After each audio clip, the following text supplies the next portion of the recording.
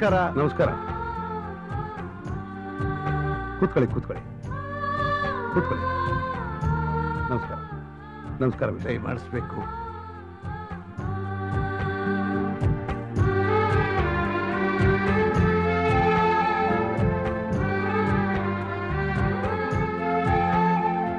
ಎಷ್ಟೇ ನಾವಿನ್ ಬರ್ತೀವಿ. ಒಂದು ನಿಮಿಷ. ಊರಿಗೆ ದೊಡ್ಡವರಾಗಿ ತಮ್ಮ ಮನೆತನದ ಸಂಪ್ರದಾಯದಂತೆ ಮದುವೆಗೆ ಉಡುಗೊರೆ ಕೊಟ್ಟು ಖುದ್ದಾಗಿ ತಾವು ಮದುವೆಗೆ ಬಂದು ನನ್ನ ಮಗಳಿಗೆ ತಾವು ಆಶೀರ್ವಾದ ಮಾಡಿದಿರಿ. ತಾವು ತಪ್ಪು ತಿಳಿದೇ ಇದ್ರೆ ನಂದು ಒಂದು ಕರ್ತವ್ಯ ಇದೆ. ತಾವು ನಡೆಸ್ಕೊಡ್ತೀನಿ ಅಂತ ಮಾತು ಕೊಟ್ರೆ ಹೇಳ್ತೀನಿ. ಖಂಡಿತ. ಅದೇನಂತ ಹೇಳಿ. ಇನ್ನೇನೂ ಇಲ್ಲ. ಸದಾ ತಮ್ಮ ನೆರಳಿನಲ್ಲಿರೋ ತಮ್ಮ ಮುದ್ದು ಮಗನಿಗೆ ಒಂದು 4 ಅಕ್ಷರ ಕಲಿಸಿ ನನ್ನ ಋಣಭಾರ ಕಡಿಮೆ ಮಾಡ್ಕೋಬೇಕು ಅಂತಿದ್ದೀನಿ. ದಯವಿಟ್ಟು ಸ್ಕೂಲಿಗೆ ಕಳಿಸಿ. ಇದರಲ್ಲಿ ಋಣದ ಮಾತೇ ಇಲ್ಲ. ಮಮತೆ ಅನ್ನೋದು ಹೆತ್ತವನು ಕೂಡ ಕುರುಡು ಮಾಡಿಬಿಡುತ್ತೆ. ಅದು ನನ್ನ ಜೀವನದಲ್ಲಿ ನಿಜ ಆಗೋಯ್ತು ನೋಡಿ. ನನಗೂ ಇವನು ಓದಿಸ್ಬೇಕು ಅಂತ ಆಸೆ. ಮಗನ ಮೇಲಿರೋ ಮಮತೆ ಅದನ್ನ ಮರೆಸ್ಬಿಡ್ತು. ನೀವು ಸರಿಯಾದ ಗಳಿಗೆಲ್ಲಿ ಗ್ಯಾಪ್ಸಿದ್ದೀರಾ. ನಾಳೆಯಿಂದ ಇವನು ಸ್ಕೂಲಿಗೆ ಕಳಿಸ್ತೀನಿ. ಸರಿ ದೇವರು. ಸಂತೋಷ. ನಮಸ್ಕಾರ ಮಾಡಪ್ಪ. ನಾವು ಬರ್ತೀವಿ. ನಿಂದಿಸುವವನಿರಬೇಕು ಕೇರಿಯೊಳಗಿನ ಹಂದಿಯಂತೆ. ಈ ಮಾತನ್ನು ಹೇಳಿದವರು ಯಾರು ಅಂತಂದರೆ ಸರ್ವಜ್ಞ ಮಹಾನುಭಾವ.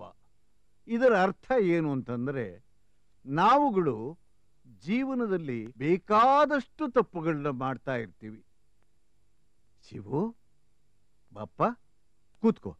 ಎಲ್ಲಿ ಕೂತ್ಕೋಬೇಕು? ಈ ಮಕ್ಕಳ ಜೊತೆಲಿ. ಇವ್ರ ಜೊತೆಲ್ಲ ಯಾಕಪ್ಪ? ದಿನ ಬೆಳಗಾದ್ರೆ ಮದ್ವೆ ಮುಂಜಿ ನಾಮಕರಣ ಅಂತ ನಮ್ಮ ಮನೆ ತಾವ್ ಬಂದು ನನ್ ಕೈಯಿಂದ ಭಿಕ್ಷೆ ಇಸ್ಕೊಂಡೋಗಿ ಜೀವನ ಮಾಡೋರ್ ಜೊತೆ ನಾನ್ ಕೂತ್ಕೋಬೇಕಾ? ನಾನು ಜಮೀನ್ದಾರ್ ದೇವಪ್ಪ ನಾಯಕನ್ ಮಗ. ನೋಡಪ್ಪ, ಇದು ಪಾಠಶಾಲೆ. ಇಲ್ಲಿ ಅರಸನ ಮಕ್ಕಳು ಆಳಿನ ಮಕ್ಕಳು ಎಲ್ರೂ ಒಂದೇ. ವಿದ್ಯೆ ಕಲಿಯಕ್ ಬಂದವನು ವಿದ್ಯಾರ್ಥಿಗಳ ಜೊತೆಲೇ ಕೂತ್ಕೋಬೇಕು.